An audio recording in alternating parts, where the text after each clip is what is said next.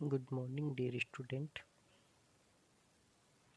We are discussing about the ecosystem, the topic of ecology. In previous classes, we discussed the definition of the ecosystem. We can again remind it the what is the ecosystem. Ecosystem,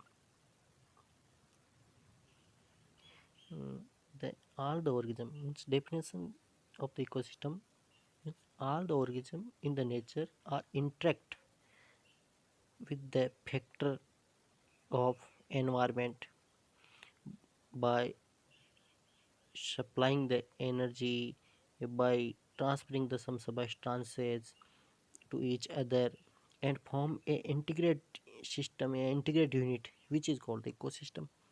Okay. After it we teach about the type of ecosystem, natural ecosystem and artificial ecosystem. Then we study about the components of the ecosystem. We know that there are two components of the ecosystem: biotic components. Biotic components include producer or autotrophs, consumer, decomposer, and abiotic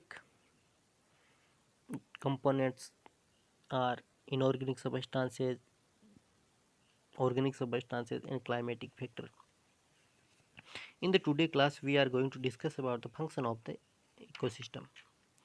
So it's necessary to know about the function. It is very necessary to know about the structure, component, and after it related to structure components, the function is very important of ecosystem, such as why this is a dynamic aspect of ecosystem that state how its structural component interact and are interconnected by nutrition, respiration, gases, minerals, and energy.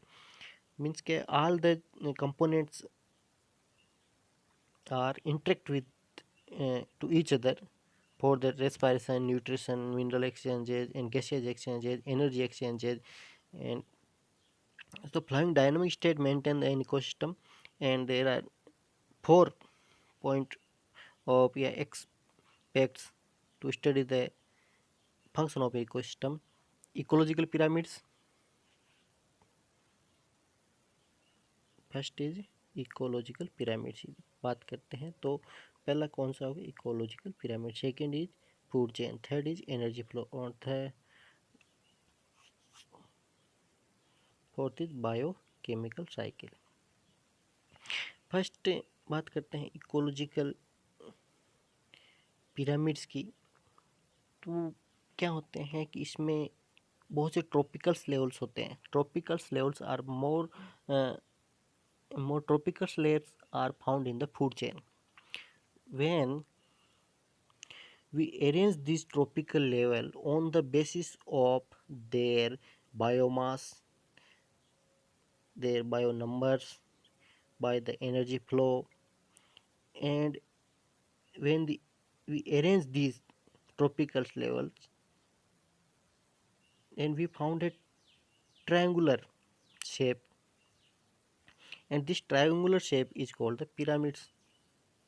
Means when we arrange the different tropical level on the basis of tropical levels on the basis of bio numbers, biomass, and energy flow, and we get a triangular shape.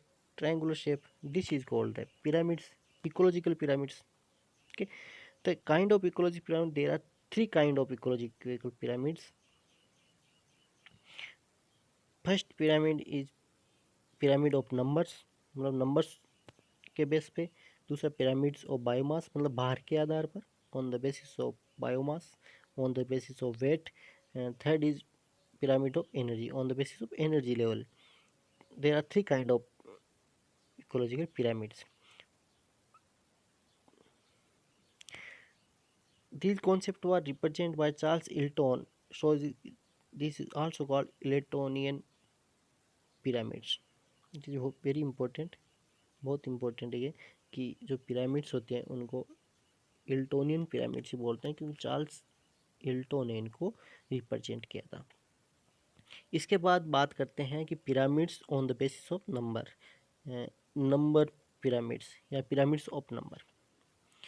इसमें क्या simple ही है कि जब अपन विभिन्न tropicals level पर, ध्यान देना कि जब विभिन्न ट्रॉपिकल्स लेवल पर चाहे प्रोड्यूसर हो, चाहे प्राइमरी कंज्यूमर हो, चाहे सेकेंडरी कंज्यूमर हो, चाहे टर्शरी कंज्यूमर हो, टॉप कंज्यूमर हो, उनको उनके नंबर्स के आधार पर अरेंज करते हैं तो एक क्या होता है, ट्रायंगुलर शेप बनता है। और ट्रायंगुलर शेप को पता है आपको, पिरामिड्स बोलते हैं। लेकिन यहाँ पर बहुत इंपॉर्टेंस है कि जो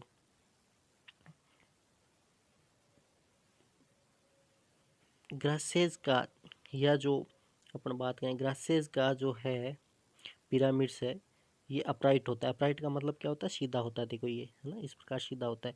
क्यों? क्योंकि numbers of the producer are more, मतलब producer are represent base of the pyramid, then the primary consumer, then the secondary consumer, then the tertiary consumer.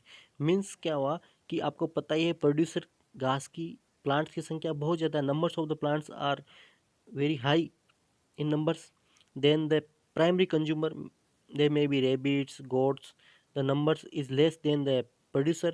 Then the secondary consumer, they may be carnivores may be fox, dogs, the numbers of the secondary consumers is less than the primary consumer. And we know the tertiary consumer या top consumer carnivores, the numbers of the tertiary top consumers is less than the secondary consumers. Then we find a triangular shape. This is always in upright condition. Okay. And the numbers of, when we study about the pyramids number, ignore the parasite food chain. Okay, parasite food chain, pyramids inverted.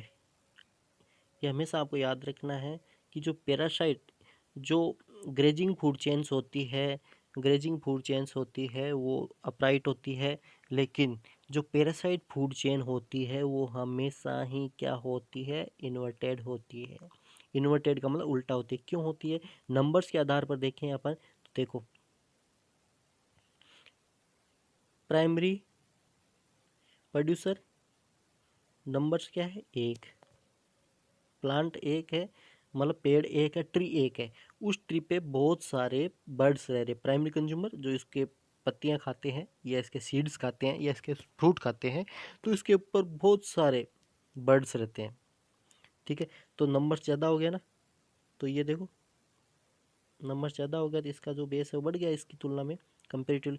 इसके बाद इन जो birds है इनके ऊपर जो secondary, इनके ऊपर रहते हैं, बर्ड्स के ऊपर जो पैरासाइट्स जो रहते हैं, पैरासाइट्स जो होते हैं, है ना, जो छोटे मोटे जो कीड़े रहते हैं, इंसेक्ट्स रहते हैं, इनके ऊपर, किन के ऊपर, बर्ड्स के ऊपर रहते हैं, चाहे वो जू हो, है ना, लीक हो, है ना। तो इस प्रकार से जो पैरासाइट इनके ऊपर रहते हैं तो उनकी संख्या तो बहुत ज़्यादा है इसकी तुलना में, है ना। तो संख्या ज़्यादा है तो देखो इसको बेस को हो जाए तोड़ गए, तो ये देखो आप देखोगे तो ये क्या हो जाएगा, इन्वर्टेड हो गया। तो इसके बाद पैरासाइट का नंबर्स ऑफ नंबर्स के बेस पे अपन पिरामिड्स बनाते हैं, और पैरासाइट्स का जो पिरामिड्स होता है वो इन्वर्टेड होता है, उल्टा होता है।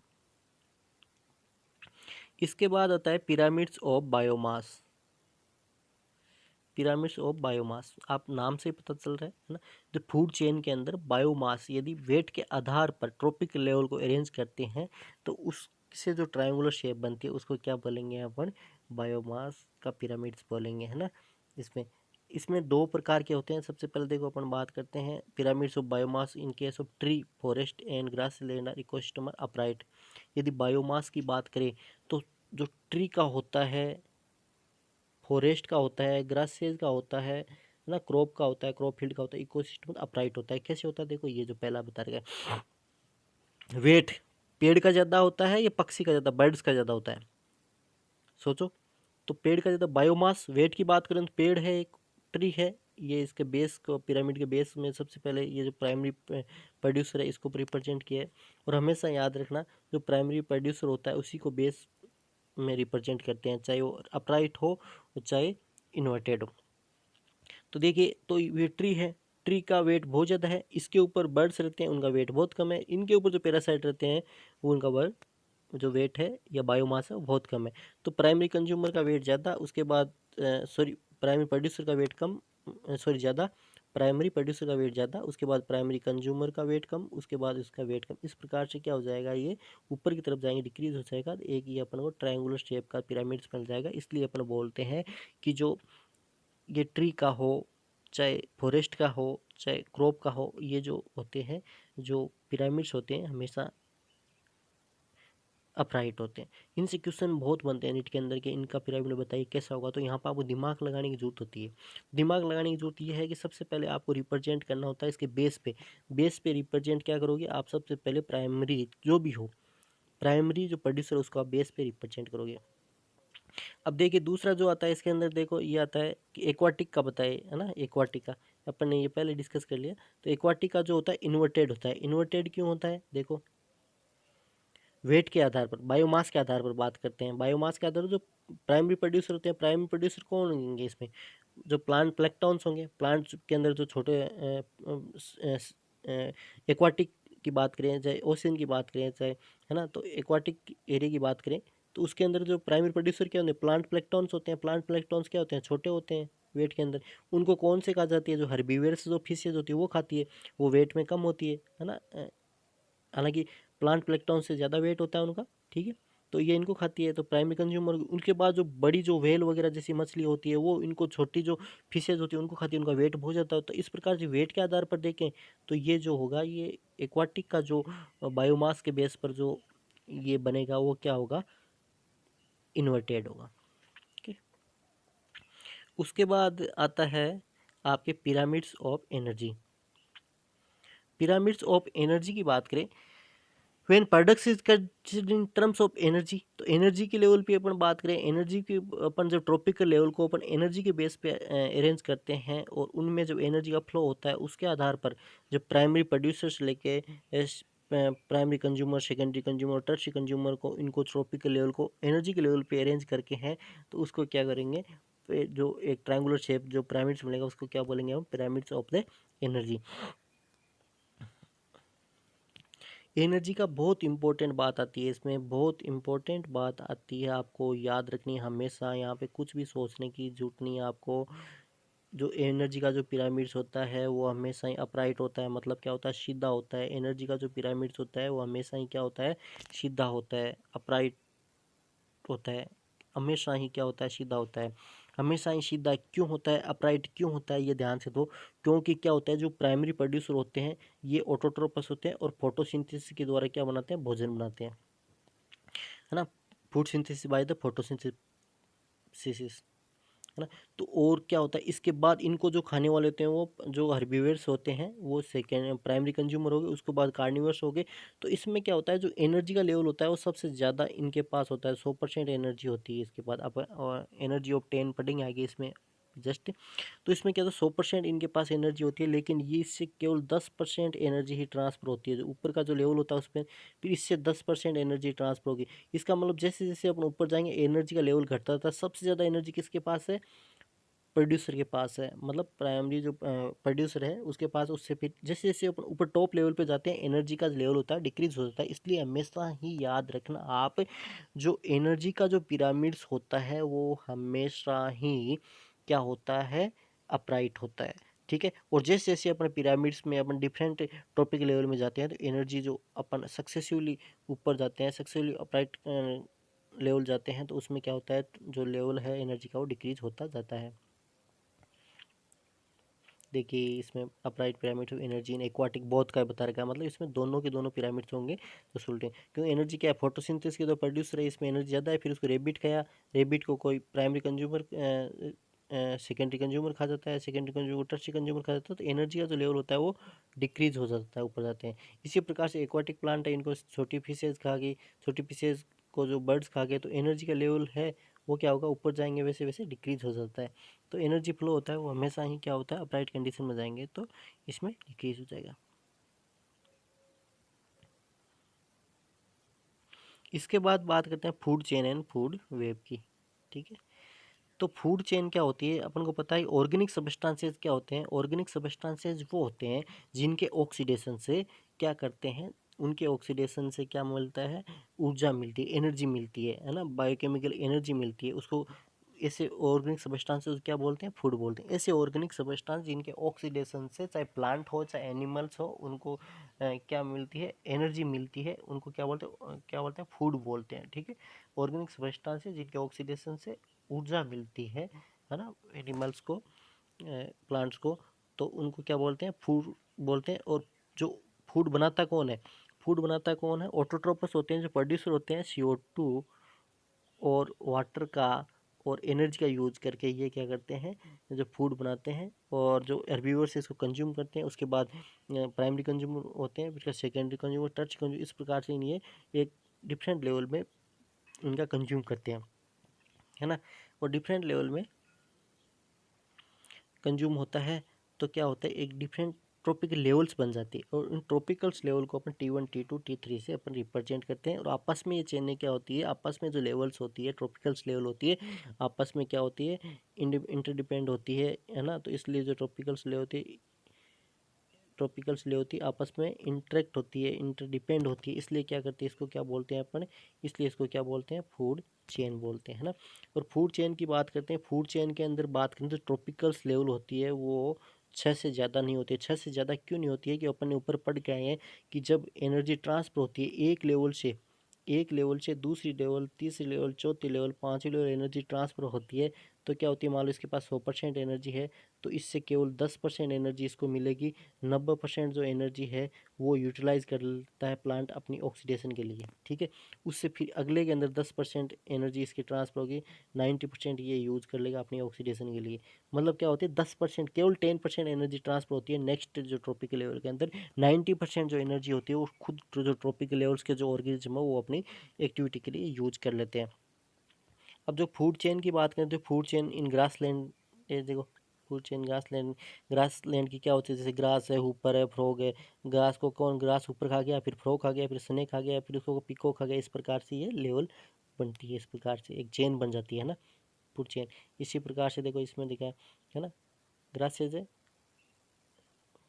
ग्रासेज को कौन खा गया, ग्रास ऊपर खा गया, ये ग्रास को मेंढक खा गया, मेंढक को ये खा गया, स्नेक खा गया, स्नेक को कौन खा गया, वल्चर खा गया। इस प्रकार टॉप कंज्यूमर हो, ये इसको क्या बोलेंगे अपन, एक ग्रेजिंग फूड जो चेन बोल देंगे। इसके बाद जो फूड चेन आती है, food chain in aquatic habitat, aquatic जल के अंदर की बात करें तो जो प्लांट प्लेक्टॉन्स होते हैं, जो प्रोड्यूसर होते हैं, जो फोटोसिंथेसिस के द्वारा अपना ऑटोट्रोपस होते हैं जो फूड प्रोड्यूस करते हैं, उसके बाद उनको कौन खाते हैं, जू प्लेक्टॉन जो छोटे जीव होते हैं ना, प्राइमरी कंज्यूमर। और प्राइमरी कंज्यूमर कौन खा गया, स्मॉल फिशेज, बिग फिशेज कौन खा गया, मेन खा गया, टॉप कंज्यूमर। इस प्रकार से फूड चेन बन गई। इसके बाद जो आता है food chain in forest ecosystem, food chain in forest ecosystem की बात करें तो देखो, प्लांट है, उसके बाद डियर से प्राइमरी कंज्यूमर, सेकेंडरी फॉक्स हो गया, इसको लाइन हो, इस प्रकार से। तो the type of the food chain, there are 3 type of food chains. तो फूड चेन की बात करें तो फूड चेन मेनली कितने प्रकार की होती है, 3 प्रकार की होती है। प्रीडेटर और ग्रेजिंग फूड चेन जो अपने वो पड़ी थी, पैरासाइट फूड चेन और डिटेरियस और सेप्रोफाइटिक फूड चेन। प्रीडेटर और ग्रेजिंग फूड चेन, प्रीडेटर और grading food chain, grazing food chain की बात करें तो इसमें जो फूड चेन होती है ये किस पे बेस होती है, सोलर एनर्जी। क्योंकि इसमें क्या होती है, ग्रेजिंग ग्रेजिंग मतलब गासेस क्या होती है, प्राइमरी प्रोड्यूसर होती है, वो अपना भोजन बनाती है, उनको कौन ईट कर लेता है, ग्रास से ऊपर खा लेता है, ग्रास से ऊपर कौन, फ्रॉग खा लेता है, फ्रॉग को कौन, स्नेक खा लेता है, स्नेक को कौन खा लेता है, वल्चर खा लेता है, वल्चर को भी कोई आगे खा सकता है। इस प्रकार से ये टॉप लेवल जो हर्बीवर्स है, प्राइमरी कंज्यूमर जो हर्बीवर्स है वहाँ से लेके कार्निवोर्स और टर्स जो टॉप कंज्यूमर वहाँ तक ये स्मॉल ऑर्गेनिज्म से बिग ऑर्गेनिज्म तक ट्रांसफर होती रहती है। This is mean like green जो प्लांट डिफिशिएंट एनर्जी और herbivores take place by the other respiration और डिके और जो मैटर बाय द मार्को माइक्रोब और कंज्यूम्ड बाय कार्बोनियस। तो इस प्रकार से एनर्जी ट्रांसफर होती है। Total energy by the primary carnivores derived entirely from the herbivores and its deposit into respiration decay further consumption by the carnivores in entirely similar to that of herbivores।